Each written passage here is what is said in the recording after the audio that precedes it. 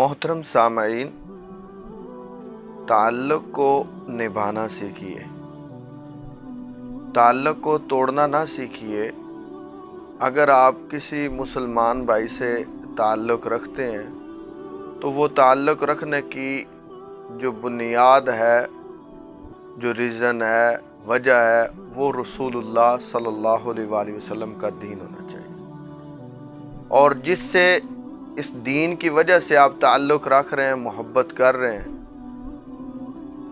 उस दीन को फॉलो करते हुए आप अपने ताल्लुक़ को मुखलस रखिए।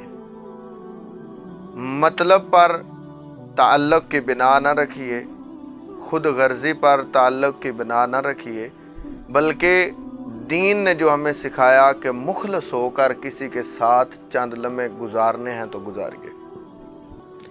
कई लोग ऐसे भी होते हैं कि जब ताल्लुक़ उरूज पे होता है तो वो ताल्लुक़ निभाने वाले जो होते हैं वो अपने राज भी दे देते हैं। तो जो कम ज़रफ़ लोग होते हैं, जब ताल्लुक़ टूटते हैं उस वक्त उनके राज फाश करना शुरू कर देते हैं।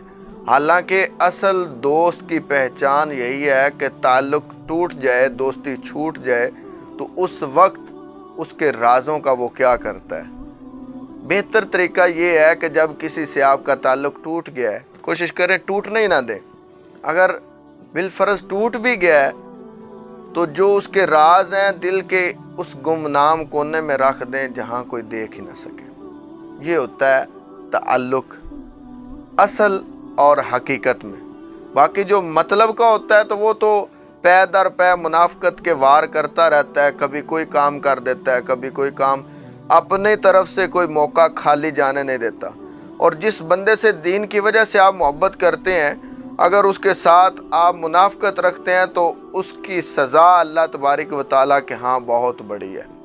अल्लाह तबारक व तआला इरशाद फरमाता है, इन्नल मुनाफ़िकीन फ़ी दारकिल अस्फ़ली मिनन नार। मुनाफिक जो है ये काफिर से बदतर है, क्योंकि काफिर का तो पता है खुला दुश्मन है, लेकिन मुनाफिक जो है वो हमारी साफ में छुप कर हम पर वार करता है। उधर वो अपना काम करता है और मोमन को खुश भी रख लेता है, साथ ही वो मोमन पर वार भी करता है, जड़ें काटनी शुरू कर देता है। तो ऐसे दोस्तों से बिल्कुल मैं ये बात वाज़े कर दूं कि ऐसे दोस्तों से किनारा रखिए जो मुनाफ़कत का बीज बोते हैं। उनसे ताल्लुक़ रखिए जिनके दिल के अंदर मोहब्बत है, वो दीन की है और दीन की वजह से आपके साथ मोहब्बत है।